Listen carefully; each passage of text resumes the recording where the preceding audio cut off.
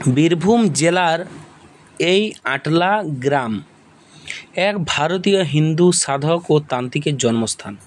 বীরভূম জেলার আটলা গ্রামে জন্মগ্রহণ করেছিলেন তিনি এবং তারাপীঠে বাস করতেন। তিনি দেবী তারার খুব ভক্ত ছিলেন।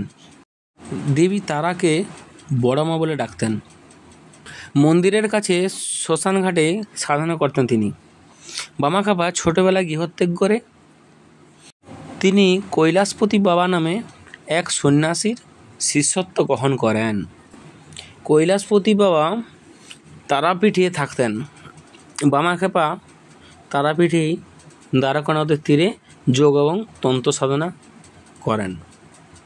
পরে তিনি নিকটবর্তী মল্ল রাজাদের মন্দিরময় গ্রাম মালুটি, যেটা অধুনা ঝাড়খণ্ড রাজ্যে অবস্থিত, সেখানে যান যোগ সাধনার জন্য। সেখানে দ্বারকার তীরে মৌলাক্ষী দেবীর মন্দিরে সাধনাকালে প্রায় 18 মাস অবস্থান করেন। ক্রমে তিনি তারাপীঠের প্রধান ধর্মীয় ব্যক্তিত্ব হয়ে ওঠেন। ভক্তরা বিশ্বাস করত তার অলৌকিক ক্ষমতা আছে, তাই তারা রোগারোগ্য ও অন্যান্য প্রয়োজনে তার কাছে আসত। বামাখ্যাপা মন্দিরের নিয়মকানুন মানতেন না, এমনকি দেবতার থালা থেকেই নৈবেদ্য তুলে খেয়ে নিতেন। কথিত আছে নাটোরের মহারানীকে স্বপ্নে দেবী তারার প্রত্যাদেশ পান যে দেবী পুত্র বলে বামাখ্যাপাকে যেন আগে খাওয়ানো হয়।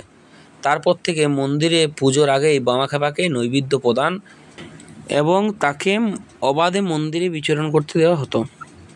দেবী তারা ভয়ঙ্কর বেশে বামাখ্যাপাকে দর্শন দিয়েছিলেন এবং পরে মাতৃবেশে কোলে তুলে নিয়েছিলেন।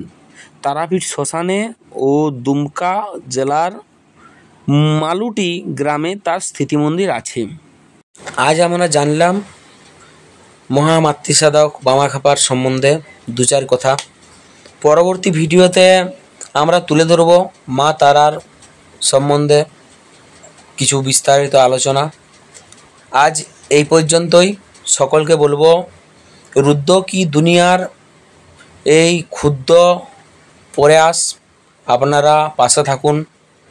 বিভিন্ন দেবদেবীর মাহাত্ম্য কথা, অলৌকিক দৃষ্টি সমস্ত কিছু ভিডিওর মাধ্যমে তুলে ধরব।